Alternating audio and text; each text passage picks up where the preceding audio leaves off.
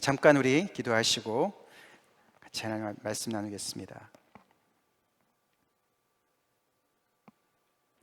살아계셔서 지금도 역사하시는 하나님 아버지, 감사합니다.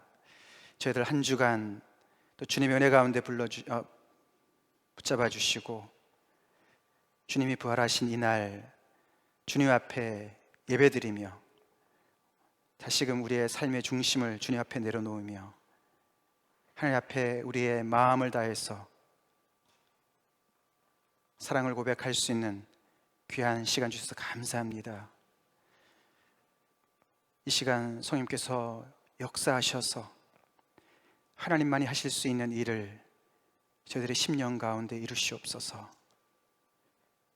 두렵고 떨림으로 이 자리에 섰습니다. 하나님이 나타나시는 예배, 하나님이 나타나시는 말씀이 되게 하여 주시옵소서.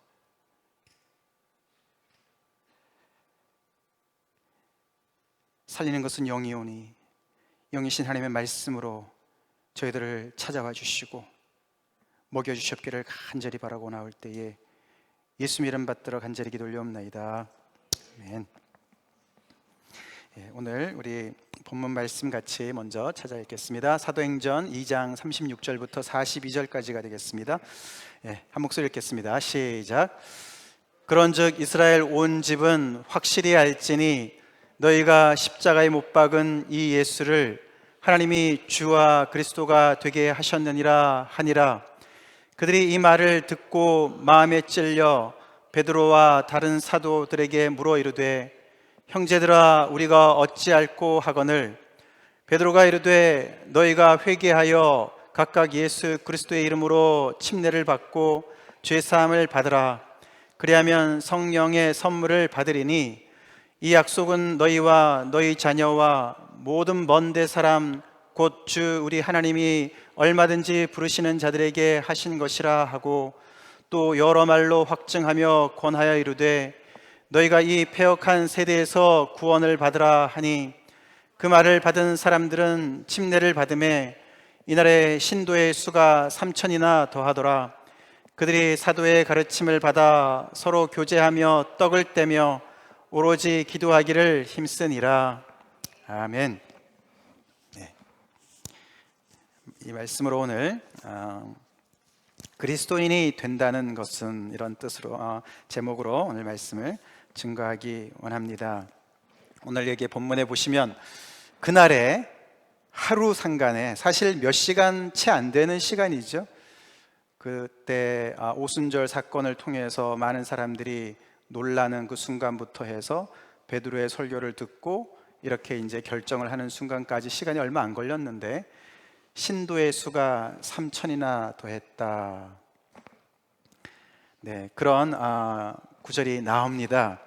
그래서 참 교회의 역사에 정말 길이 기록이 되는 그런 엄청난 역사적인 날이 되었습니다. 오늘날도 이런 역사가 일어나면 얼마나 좋겠습니까? 이 사람들이 그냥 3,000명이 모였다 이게 아니고요, 이 사람들이 그 교회에 더해진 거예요. 주님의 몸이 거의 30배가 불어난 거예요. 놀라운 역사가 일어났습니다.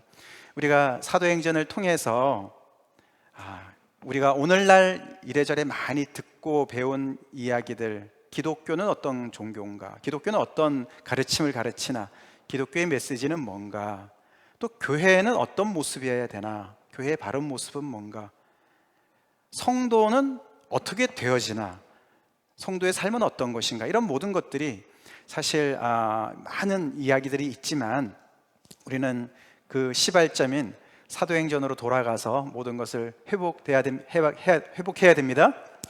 그래서 지난 3주 동안 우리는 사도행전을 통해서 예수님이 행하시기 시작하신 일, 그 일부터 시작을 해서 누가복음에 일어났던 일들 뿐만 아니라 그 다음에는 지난 2주에 걸쳐서는 하나님이 행하신 큰 일에 대해서 우리가 살펴보았습니다. 오늘 본문은 그렇게 행하신 큰 일, 하나님이 행하신 그 큰 일에 인간의 마땅한 반응이 나타날 때 어떤 일이 벌어지나, 이제 그거를 살펴볼 차례가 됐습니다. 그래서 이 그리스도인이 된다는 것, 이것이 과연 어떤 것일까? 오늘 본문에도 여러 가지 이야기가 나오지요. 그들은 사도의 가르침을 받았습니다. 성경 공부를 열심히 했습니다. 그리고 서로 교제하고 떡을 떼고, 여기 떡을 뗐다는 이야기는 아마도 성찬식을 이야기하는 것 같습니다. 그리고 오직 기도에 힘쓰고, 그 앞에 보면은 또 침례를 받았다, 그렇게 이야기가 나옵니다. 이 모든 것들이 그리스도인들이 그 3,000명이 같이 모였던 사람들이 행한 일이지만, 그러나 이런 것을 한다고 그리스도인이 되는 것은 아니지요. 우리는 그걸 잘 알고 있습니다. 더 나아가서 우리가 어디 이렇게 설문지에다가 당신의 종교는 뭡니까? 그랬을 때 기독교 이렇게 친다고 우리가 그리스도인이 되는 것도 아닌 것을 우리는 잘 알고 있습니다. 그리스도인이 된다는 게 뭘까? 우리가 이렇게 성경 공부도 열심히 하고 서로 열심히 모여서 교제도 하고 정말 성찬식이나 침례도 이런 어떤 예식에도 참여하고 그 다음에 또 기도도 열심히 하고 그러다 보면은 그리스도인이 자연스럽게 되는 것일까? 뭘까? 이런 건 사실 중요한 질문입니다. 왜냐하면은 많은 오해가 있기 때문에요. 그래서 오늘 우리가 이미 그리스도인이 되신 분들이나 아니면 그리스도인이 되기를 원하시는 분들이더라 할지라도 오늘 말씀을 잘 들으시면서 본인을 확인해 보시기 바랍니다. 우리 그리스도인들은요, 자신의 믿음을 늘 점검해야 되는 자기 점검은 늘 의무입니다. 바울이 그렇게 얘기했어요. 너희가 믿음에 거하는지 늘 확인해라, 그렇게 얘기를 했습니다. 나는 정말 예수님을 제대로 믿고 있나? 나는 진정한 그리스도인인가? 우리가 그리스도인으로서 마땅히 행해야 될 많은 일들이 있고, 특별히 또 그리스도인이라면 그리스도인만이 누리는 놀라운 세상이 줄 수 없는 평강과 감사와 기쁨의 삶이 있습니다. 헌신의 삶이 있습니다. 근데 그런 것을 애를 써서 내가 열심히 한다고 되는 게 아닌 걸 우리는 잘 압니다. 그런 경우는 늘 우리는 출발점을 확인해야 돼요. 우리 출발점이 잘못됐기 때문에 계속해서 뭔가 신앙생활이 계속 버겁고 짐스럽고 어렵게 느껴지는 거예요. 그럴 때 오늘 이 말씀을 우리가 이렇게 시작을 사도행전의 아직 시작 도입 부분이지만 이런 말씀을 여러분이 들으시면서 다시 한번 그리스도인이 된다는 것, 성경에서 정의하고 성경에서 이야기하고 정말 이 초대교회의 성도들이 보여주는 그 모습이, 그 과정이 어떠했나를 우리는 다시 한번 상기해야 되겠습니다. 오늘 본문을 통해서 그리스도인이 된다는 것을 정의한다면 이렇게 정의할 수 있습니다. 같이 읽어볼까요? 시작. 하나님이 행하신 크신 일에 사로잡혔다는 것이다. 하나님이 행하신 크신 일에 사로잡힌 사람들이 그리스도인이라는 거예요. 이것을 제가 설명을 해드릴 겁니다. 다시 말해서 그리스도인의 삶은 내가 뭘 하는 것으로 정의되는 것이 아니라는 거예요. 우리가 그리스도인이 된다는 것은 내가 상상하지 못한 크고 놀라운 어떤 것에 이렇게 사로잡힌, 거기에 붙잡힌 것이에요.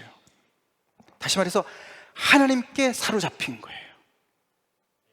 possess 됐다, 아니면 capture 됐다. 영어로는 성령에 사로잡힌다, 이런 말이 있지 않습니까? 술 먹은 사람이 술에 사로잡히듯이 뭔가에 하나님의 그런 크신 어떤 은혜와 능력에 사로잡힌 거예요. 이게 그래서 내가 조금 전이 3,000명이 그런 사람들이에요. 조금 전까지는 내 인생에 내가 운전대에 앉아 있었는데 알고 봤더니 내 인생의 운전대에 하나님이 앉으셔야 되는 거예요.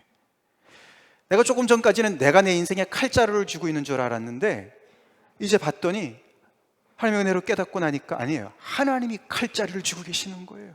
이런 어마어마한 변화야. 그래서 그 하나님의 그런 행하신 큰 일, 우리가 조금 이따도 살펴보겠고 지난주에도 살펴봤지만 그 크신 일에 압도된, 거기에 사로잡힌 그런 사람이 그리스도인이 되는 것이에요. 오늘 본문을 우리가 보게 되면 압니다.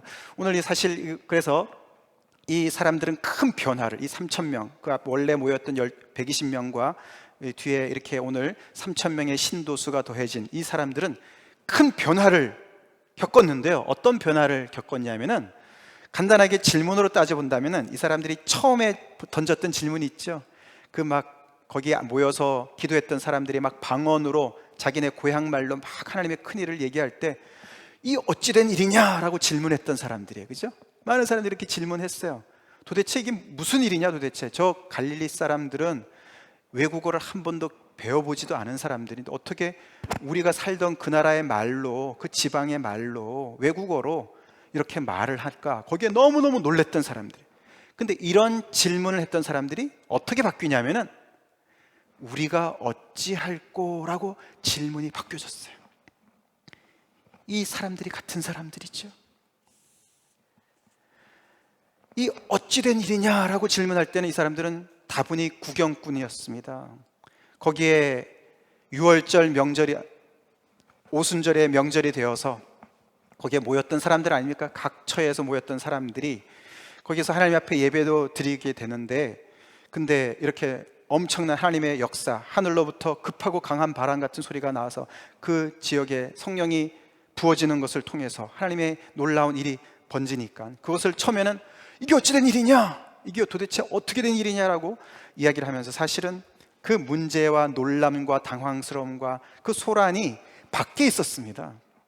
그런데 이 시간이 지나고 나서 어떤 변화가 일어났냐면 이 놀라움이 자기의 심령 속으로 들어왔어요. 그래서 우리가 어찌할꼬라고 오늘 본문에 보면 나오지 않습니까? 37절에 그들이 마음에 찔려 베드로와 다른 사도에게 물어 이르되 형제들아 우리가 어찌할꼬라고 질문하지 않습니까? 탄식의 소리입니다. 이 탄식의 소리는 조금 전까지만 해도 그냥 구경꾼으로서 이게 어찌된 일이냐 호기심을 가지고 질문했던 거랑은 영 다른 종류의 질문을, 탄식을 내뱉는 것입니다. 다시 말해서 이들은 그들의 존재 자체가, 그들의 삶의 전체가 무서운 전율로 떨리는 그런 두려움과 공포와 하나님의 놀라운 그런 그 임재 앞에 사로잡히는 그런 것을 느끼게 된 것이죠. 다시 말해서 이들은 구경꾼에서 당사자로 바뀐 거예요. 그 사이에 우리는 무슨 일이 일어났는지 알죠? 베드로가 첫 설교를 했습니다. 하나님의 메시지가 떨어졌습니다.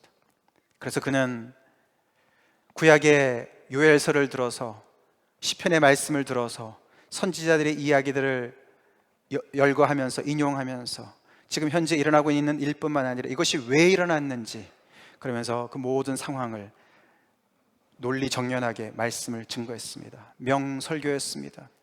그러나 이 사람들은 사실 그 명설교 때문에 우리가 어찌할꼬까지 갔다기보다도 사실은 더 엄청난 일이 있었는데 그 뒤에 성령님이 일하셨죠? 성령님이 일하셨어요. 그 사이에 성령께서 베드로가 전한 메시지를 통해서 역사하심으로 말미암아 이 사람들이요 객관적인 눈을 가지고 구경꾼으로서 도대체 이게 지금 현상이 무슨 일이냐라는 마음으로 편안하게 어쩌면은 좀 호기심으로 보던 사람들이 설교를 들으면서 점점 더 어떻게 해요? 그 설교 속에서 하나님이 자기를 향한 말씀들을 듣게 되는 것이었습니다. 그리고 그 안에 나오는 모든 심판의 이야기들과 구원의 이야기들과 그 예수 그리스도를 죽였던 모든 일들이 그것이 다 자기들과 직접적인 상관을 가지고 있다는 것을 알게 되면서 당사자인 것을 성령께서 가르쳐 주셨기 때문에 그들이 이런 고백을 하는 줄로 여러분 믿으시기 바랍니다. 성령님은 항상 이렇게 역사를 하세요. 이상하게도 사람을 통해서 일하십니다. 말씀을 통해서 일하십니다. 오늘도 여러분이 이렇게 말씀을 들으시면서 성령의 역사가 임하길 간절히 기도합니다. 바로 이 현상은 바울이 이렇게 표현한 것이에요. 성령의 나타나심과 능력이 나타난 이 장소인 거예요. 바울은 이 특별히 고린도 교회에 가서 말씀을 전할 때 이런 고백을 했습니다. 내가 너희 가운데 거할 때에 약하고 두려워하고 심히 떨었다. 왜냐하면 내가 전하는 말과 전도함이 인간의 설득력 있는 지혜의 말로 하지 않으려고, 그런 식으로 내가 내 지혜를 자랑하고 나의 논리를 펴가지고 이 복음을 내가 설득 있게 전하려고 하지 않았다. 그렇게 하지 않기 위해서 내가 약하고 두려워하고 심히 떨었다. 단지 성령의 나타나심과 능력으로 그 말씀이 전파되기를 내가 그렇게 소원했기 때문에 그렇게 전했다라고 얘기를 합니다. 오늘 베드로가 그렇게 설교한 줄로 믿습니다. 베드로가 물론 부활하신 예수님을 통해서도 배웠겠지만 성령에 사로잡힌 바 되어서 성령의 충만함을 받아서 그가 말씀을 쫙 전했는데 그 속에서 성령의 나타나심과 능력이 있었던 것이에요. 그래서 그 심령 속에 깨달음의 역사가 있었습니다. 그렇게 했을 때 그 사람들이 너희 믿음이 사람의 지혜에 있지 아니하고,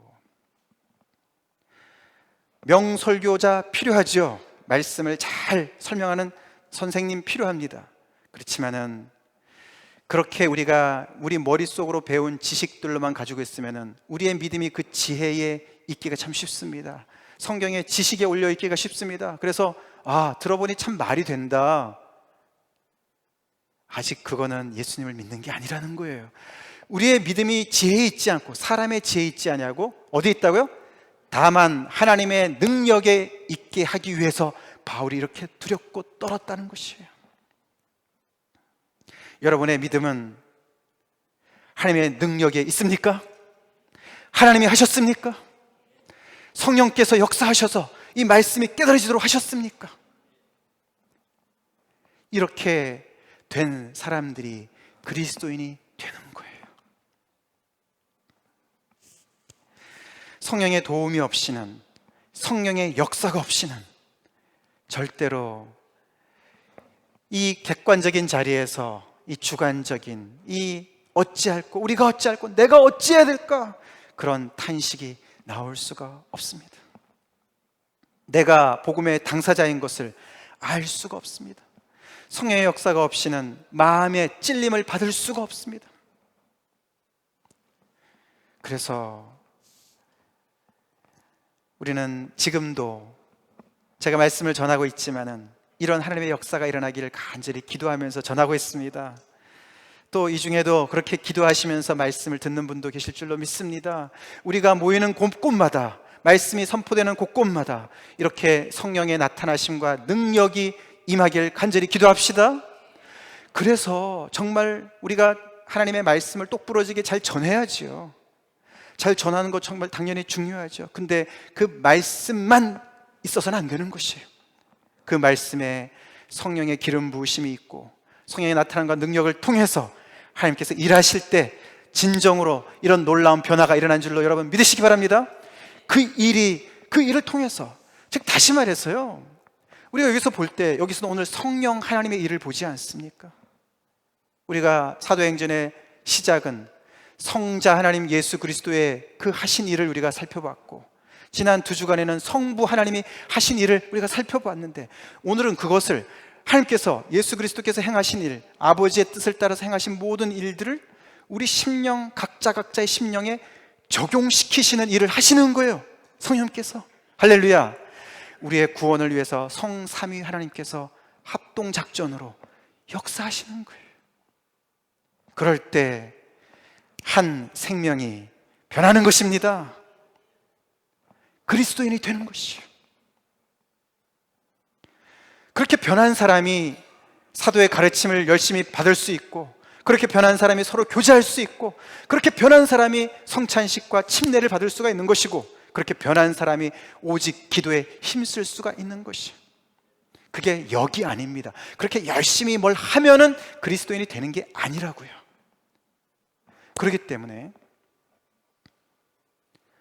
여러분 자신을 살펴볼 때 내 안에 그런 마음의 찔림이, 성령의 역사하심이 없었다면 우리는 다시 고민을 해야 되는 것이죠.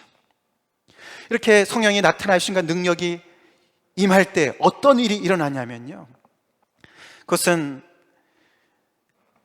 어둠에 빛이 비추는 거랑 같습니다. 우리 고린도후서 말씀 같이 읽어보겠습니다. 시작. 어두운 데에 빛이 비치라 말씀하셨던 그 하나님께서 예수 그리스도의 얼굴에 있는 하나님의 영광을 아는 빛을 우리 마음에 비추셨느니라. 아멘. 성령의 역사가 일어날 때 우리 안에 빛이 비치는 거예요. 여러분들, 어둠 속에 있어 본 적 있지 않습니까? 그런데 빛이 비추면 전혀 보이지 않던 것이 보입니다.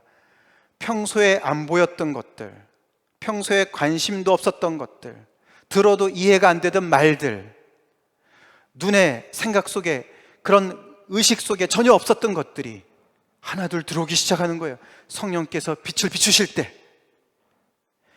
이게 오늘 우리가 이 베드로의 설교를 우리가 거기서 중요한 그 단어만 제가 몇 가지 뽑아봤는데요. 베드로가 선지자의 예언의 말씀을 인용했습니다. 그리고 요엘서에 보면은 우리 17절에 말세라는 말이 나옵니다. 그리고 구원이라는 말이 나오고요, 주의 크고 영화로운 날이라는 말이 나오죠.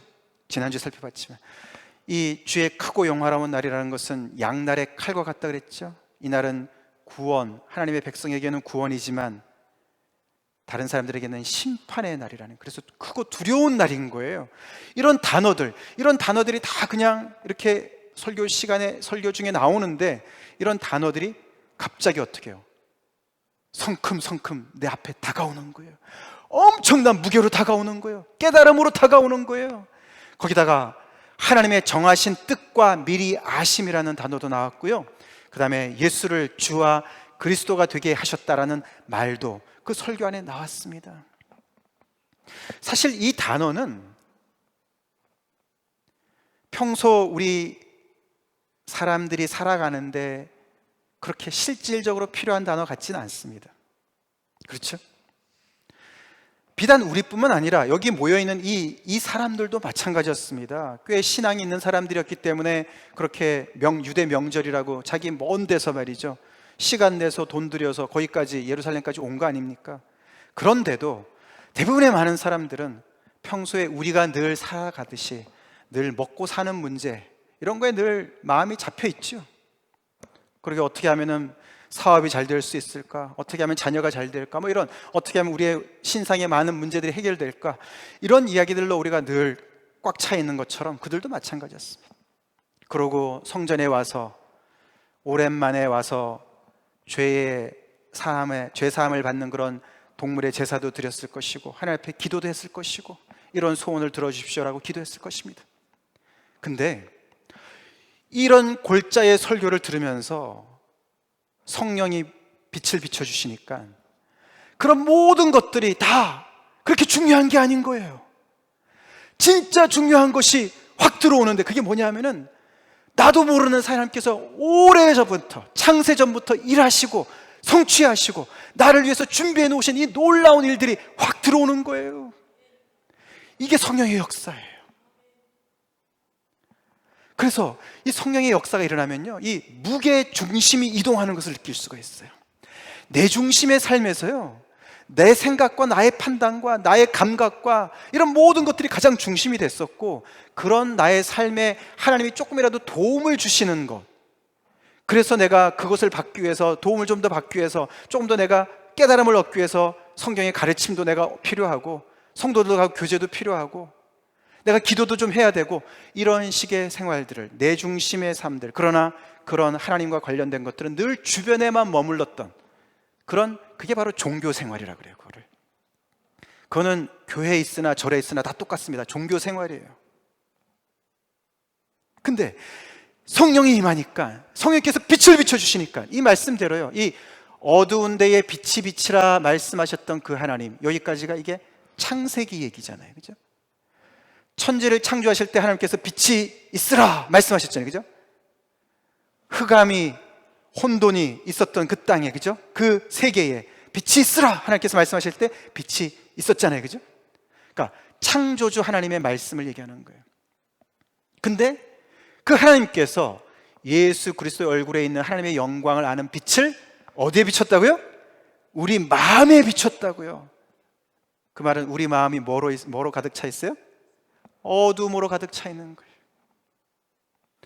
하나님은 너무나 보시기에 좋도록 세상을 창조하셨는데 세상에 어둠이 들어왔습니다. 요한복음 1장 서론에 보면은 태초에 말씀이 계셨고 그 말씀 하나님과 함께 계셨고 그 말씀이 곧 하나님이라고 시작해서 그 안에는 생명이 있었고 그 안에는 그거는 빛이고 사람들의 빛이라고 말씀하시다 갑자기 어둠이 나와요. 그 빛이 어둠의 빛이 돼. 그 어둠이 어디서 나타났나? 그것이 인간의 불순종으로, 타락으로 나타난 줄로 믿으시기 바랍니다. 그 어둠이 바깥에 있었던 게 아니에요. 바깥에도 있었지만, 세상 속에도 있지만은 내 속에 들어왔습니다. 내 마음 속에 들어왔습니다. 그래서 우리의 생각과 판단이 완전히 어둠 속에 갇힌 거예요. 오리무중을 헤매고 있는 거예요. 어둠 속에서 뭐가 보입니까? 무엇을 분간할 수가 있습니까? 어디가 동서남북이 알 수가 있습니까?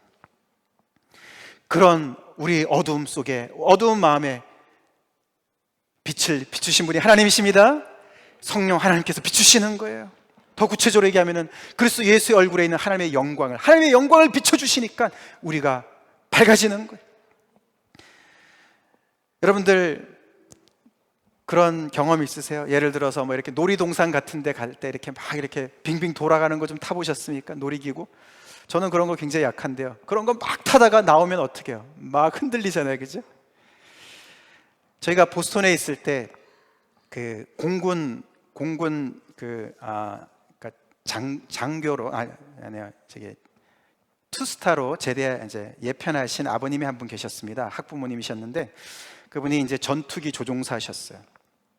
근데 이제 그분도 그때 복음에 조금 관심을 가지셔가지고 이제 전도하고 이럴 때 제가 들은 이야기인데 참 좋은 이야기를 들었습니다. 그래서 거기에 맞춰서 제가 복음을 전하는 것이 기억나는데, 조종사들이요 까딱 잘못하면은 이 땅에다 쳐박는 이유가 있대요.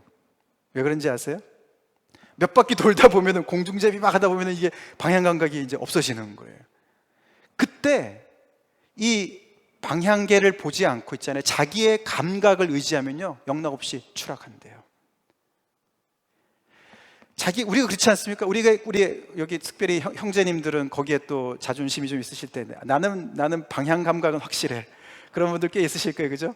어디 가도 길을 잃어도 분명히 나는 방향 감각 확실해. 이런 분들 계시는데 원숭이가 나무에서 떨어질 날이 있습니다.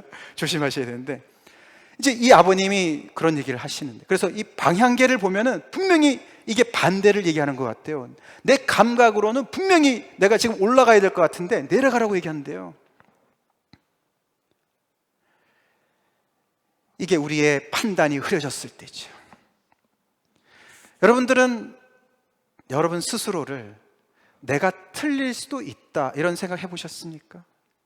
아니면 나는 항상 내 판단은 옳다 이런 생각 속에 계시지 않습니까? 또 저희 보스턴에 있을 때 그 형제 하나가, 이 형제는 그 잠수부에 있었습니다. 대학교 때 그 클럽이 잠수부에 있었는데 그 깊은 잠수를 하는 이제 그런 클럽이었대요. 그래서 뭐 온 사방 다 다녔던데요. 근데 그 잠수부들도요 굉장히 위험하대요. 이게 깊이 들어가잖아요. 그래서 막 그 안에서 막 헤매다 보면은요 이 산소통 메고 들어가는데 이게 산소는 떨어지고 막 이러면 이제 좀 그 이제 공포가 몰려온대요. 그러면은 자기가 분명히 판단할 때 이리로 가야지 지금 올라가는 것 같대요. 근데 반대로 막 깊이 내려간대요. 그런 또 착각이 있답니다. 그래서 항상 이게 이 공기가 어디로 뽀로로 올라가나 그걸 보고서 가야 된답니다. 자기 감각을 따라가서는 절대로 안 된답니다. 근데 이 3,000명뿐만 아니라 그 자리에 모였었던 모든 사람들이, 또 우리도 우리 감각으로 살아갑니다. 우리 정신없이 우리의 감각, 우리의 판단으로 살아가는데요, 우리를 제대로 방향을 잡아줄 것은 하나님의 말씀인 줄로 믿으시기 바랍니다.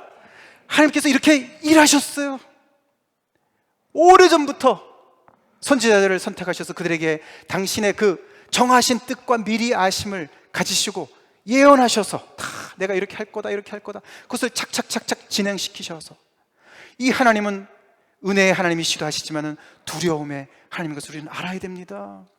우리 인생 우리 나름대로 감각을 잡고요 내가 이렇게 살아가면 될 거라고 생각하지 마십시오.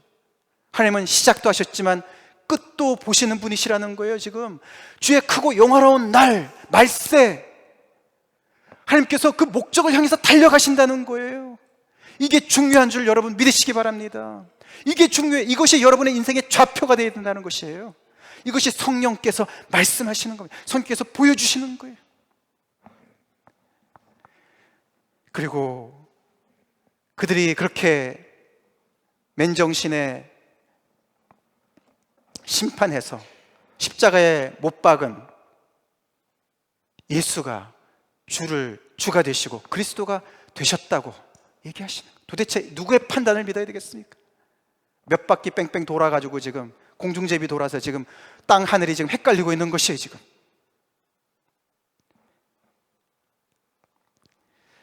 성경은 이렇게 얘기합니다.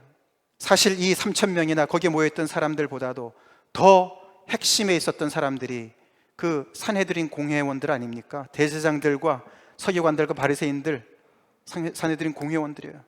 그들이 예수님을 그렇게 죽였습니다. 이들은 동조했죠. 죽어서 마땅하다. 근데 그들은 성경에 이야기하듯이 건축자들이었습니다. 전문가들이었습니다. 건축자들이 집을 짓는 데 있어서 모든 재료와 그런 모든 그 설계도 이런 것들을 다 맞춰서 하지 않겠습니까? 근데 그 건축자들이 아무리 감정을 해봐도 이거는 쓸데없어 그러고 버린 돌이에요. 그게 예수님이라 그럽니다. 건축자들이 버린 돌이 어떻게 하나님께서 다시 가지고 오셔서 다시 살리셔서 어떻게 해요? 주와 그리스도로 세우셨다는 거예요. 건물에 집에 모퉁이에 모릿돌이 되게 하셨다. 할렐루야. 이게 하나님께서 하신 일이라는 거예요. 그러니 지금 뒤집어져야 되지 않겠어요? 도대체 어디가 하늘이고 어디가 땅이냔 말이에요. 그러니까 우리가 어찌할 거라는 고백이 나오는 줄 여러분 믿으시기 바랍니다. 이런 것처럼 하나님의 말씀이, 하나님의 어떤 그 역사가 우리 인생의 중심을 잡았냐 이겁니다. 그분의 그 말씀 속에, 그분의 인도함 속에 이 하나님께서 쭉 하신 이 일이 내 인생의 중심을 잡았냐 이거예요.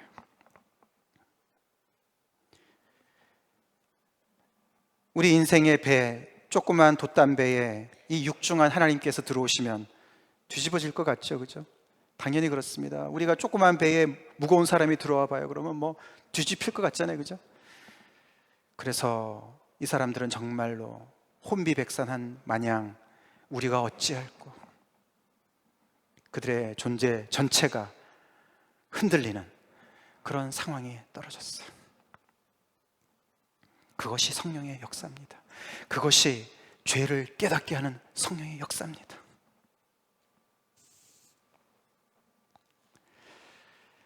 이들은 평소에 그렇게 이런 하나님의 일에 관심도 별로 없었을 뿐만 아니라 오히려 반대로 그들은 하나님의 선택된 백성들로서 하나님을 오히려 저항하고 반항하고 대적하고 그리스도를 잡아 죽였습니다. 그들과 우리는 좀 다른 것 같습니다. 그러나 우리 또한 마찬가지 입장에 있습니다. 지난주에도 말씀을 드렸지만 하나님께서 이렇게 심혈을 기울이시고 이렇게 당신의 가장 귀한 독생자를 투자하셔서 행하신 그 일이 나랑 상관이 없다면 도대체 무슨 일이 나랑 상관이 있어야 됩니까? 그 질문을 우리는 받아야 돼요. 그만큼 우리의 인생은 하나님과 상관없이 무관하게 흘러온 거예요. 그러나 아까도 말씀드렸지만 하나님은 천지를 창조하셨습니다. 만물이 그로 말미암아 지은 바 되었습니다. 그분이 우리의 주인 되십니다. 그리고 그분은 우리의 인생을 다시 카운팅 할 겁니다. 어카운팅 할 거예요. 아까 우리 경서병제가 지옥 이야기를 했었는데요, 지옥에서도 영생한다, 맞는 말이죠. 오늘날 우리 설교에서는 지옥 이야기를 별로 듣기가 참 쉽지 않습니다. 그만큼 복음이 세속화됐습니다. 성경은 분명히 지옥을 얘기합니다. 여러분 혹시 조나단 에드월드라는 분 아시는지 모르겠습니다. 1700년대 미국에 계셨던 분이죠. 보스턴에 계셨던 분이신데 미국의 큰 대부흥을 일으키는 하나님의 역사 가운데 쓰임받은 분이신데 그분의 유명한 설교 중에 하나님의 장중에 잡힌 죄인의 운명이라는 제목으로 그 설교가 하나 있습니다. 얼마나 우리의 그 운명, 우리의 현실을 리얼하게 표현을 했냐면요, 거기에 모였던 모든 사람들이 그냥 막 오금이 저려서 일어서지도 못했답니다. 그분의 설교를 저도 읽어봤는데 그냥 이 의자를 붙잡고 말이죠, 이렇게 벌벌 떨 정도로. 거기서 이렇게 표현 중에 그런 말이 나옵니다. 우리를 지탱하고 있는 이 밑에 있는 이 나무는 거의 썩은 나무라는 거죠. 우리를 지탱할 수 없는 거예요. 근데 밑에는 지옥불이 활활 타고 있다는 거예요. 하나님께서 이것을 거두시기만 하시면, 하나님께서 더 이상 우리를 보호하지 않으시면 우리는 곧 떨어질 수밖에 없는, 우리를 붙잡을 수 있는 것이 하나도 없는, 그렇게 너무너무 지금 아주 그냥 백척 가운데에 있는 그런 게 바로 우리의 현실이다, 운명이다, 그렇게 설교를 했다는 거예요. 그러면서 이분은 그렇게 말씀하세요. 지옥이라는 그런 걸 가지고 사람을 두렵게 해서 그 두려움 때문에 하나님을 믿게 하는 거, 그게 올바르냐? 이런 질문에 그것이 지나친다 할지라도 그렇게 산 사람이 돌아오면 하나님께 감사해야지. 생각해봐라. 이 건물에 지금 불이 났다는 거예요. 불이 났는데, 야, 너 나갈래? 너 마음대로 너가 할 거야? 뭐 살고 싶니? 너가 알아서 결정해. 이래야 되냐 이거죠. 지금 끌고 나가야 되는 거 아니냐 이거죠. 여기 지금 불이 나가지고 지금 다 죽게 생겼으니까 빨리 나가자. 싫다고, 난 이게 좋다고, 그래도 나가자 이러고 막 멱살을 잡고 나가야 되는 게 아니냐 이거죠. 여러분 믿습니까? 우리가 그 정도의 지금 심각한 얘기를 지금 다루고 있는 거예요 지금. 근데 이거는 다시 말씀을 드리지만 성령님께서 우리 마음에 빛으로 다가오지 않으시면 이게 잘 들리질 않아요. 계속해서 그냥 인간이 지어낸 이야기처럼 들릴 수밖에 없고요, 다 남의 얘기로 들리는 거예요. 다 남의 얘기로 들리고요, 내가 지금 그 입장에 떨어졌다는 것을 생각을 안 하는 거예요. 그러나 하나님께서 여러분의 마음을 여시고 그런 입장에 있다는 것을 깨닫게 해주시길 간절히 기도합니다. 우리 모두가 그런 입장인 것을 깨닫기를 간절히 기도합니다. 그래서 우리가 이 오늘 말씀에 그래서 이런 상황 때문에 이들이 몰라서 영광의 주를 십자가에 못 박인 거예요.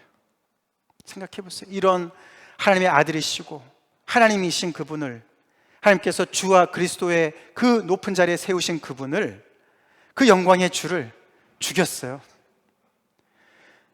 깨나 보니까 말이에요, 지금 정신을 차리고 나니까 우리가 도대체 무슨 짓을 한 거야?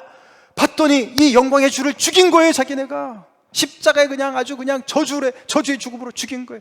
저 인간이 죽어야 우리가 살겠다, 죽인 거예요. 최근에 한국에서 어떤 여학생이 그 8살짜리 아이를 이렇게 그죠? 아파트에서 유괴해가지고 죽였다지 않습니까?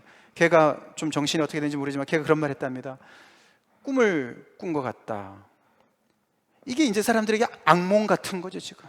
이 악몽 같은 거예요 지금. 아니 도대체 우리가 무슨 정신에 이 예수님을, 이런 영광의 주를 죽였나? 근데 하나님이 그분을 이제는 다시 살렸을 뿐만 아니라 우리의 심판주로 세우신 거예요 지금.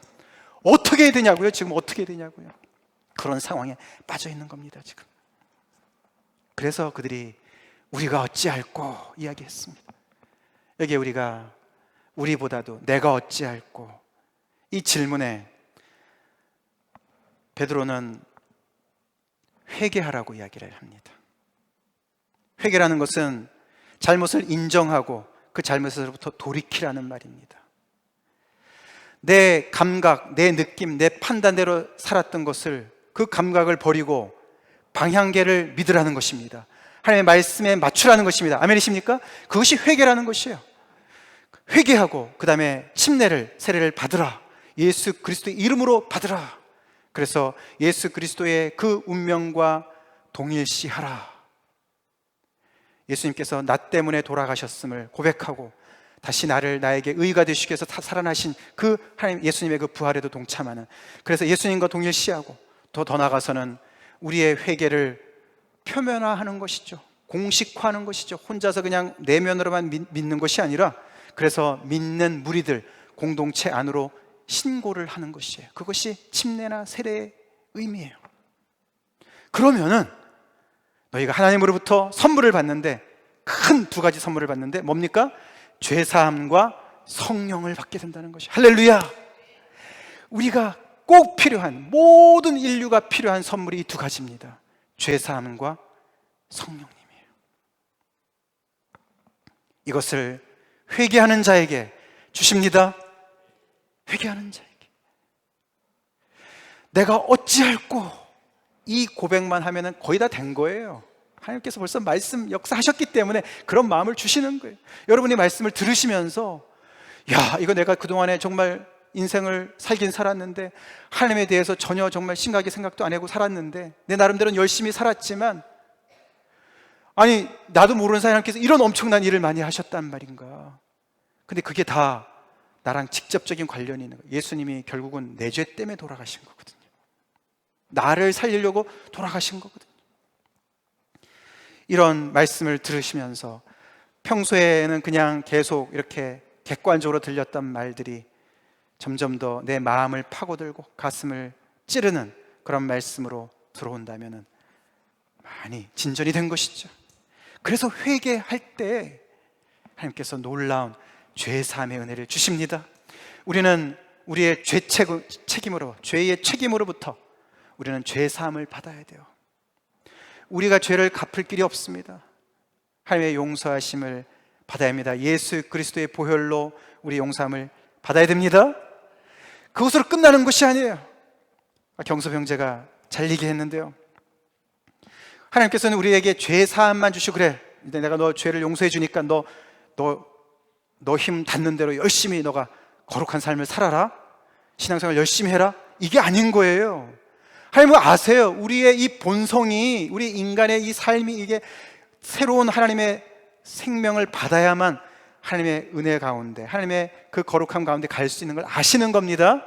그렇기 때문에 성령을 주시는 겁니다.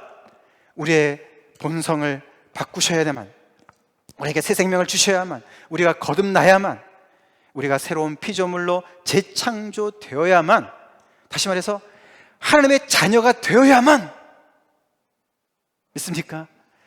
하나님의 자녀가 되도록까지 우리를 은혜 주시는 거예요.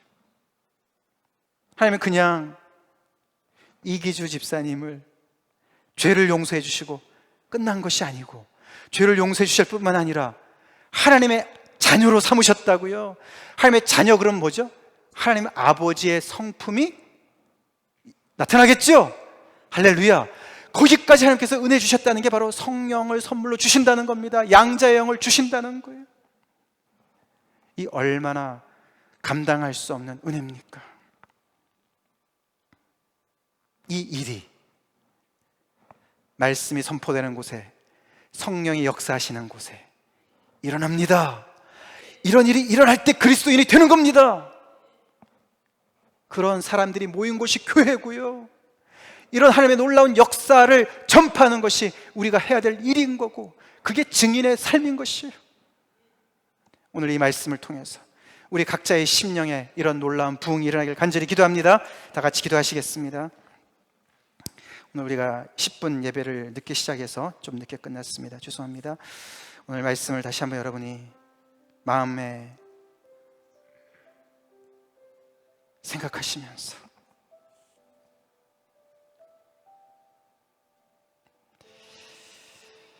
하나님의 뜻과 계획과는 아무 상관없이 혹시 살고 계셨습니까? 조나단 에드워드 목사님의 설교를 귀담아 들으십시오. 하나님이 우리를 보호하시니 우리가 오늘도 이렇게 살고 있는 것입니다. 하나님의 오래 참으심 때문에 우리 사이와, 우리와 그 지옥의 사이는 아무것도 우리를 바치는 것이 없는데, 하나님께서 우리를 아직도 기다리시기 때문에 우리가 이런 말씀을 듣는 자리에 와 있는 것입니다. 우리의 지금 현재 운명이 그렇게 백척 가운데 있다는 것을 우리는 알아야 됩니다. 하나님은 당신의 뜻대로 모든 것을 다 하세요. 거기에 반기를 들 자가 없습니다. 그 하나님의 그 크신 일이 주변으로 밀려나지 않도록 성령님 도와주세요. 가르쳐주세요. 깨닫게 해주세요. 제 이 어두운 마음속에 빛을 비춰주세요. 주님, 제가 처음으로 제가 틀릴 수도 있다 이런 생각을 좀 해봅니다. 혹시 그런 생각이 드신다면 너무나 은혜입니다. 방향계를 붙잡으셔야 됩니다. 여러분, 감각을 믿지 마십시오. 경험을 의지하지 마십시오. 느낌을 따라가지 마십시오. 그리스도인이 된다는 것은 이렇게 하나님이 행하신 큰 일로 말미암아 거기에 사로잡힌 것입니다. 그것으로 말미암아 우리 인생의 중심이 뒤집어진 것입니다. 혹시 내가 지금 종교 생활을 했는 것이 아닌가? 오늘 말씀처럼 이 약속은 너희와 너희 자녀와 모든 먼데 사람 곧 우리 주 하나님이 얼마든지 부르시는 자들에게 하신 것이라. 죄사함의 은혜를 주시고 성령을 선물로 주시는 이 약속, 주시겠다는 이 약속, 회개하는 자에게 주시겠다는 이 약속, 이것은 하나님이 부르시는 자에게 주신다고 하셨습니다. 하나님께서 지금 부르시고 계십니까? 하나님 앞에 손 들고 나오시기 바랍니다. 우리 다 같이 기도하시겠습니다.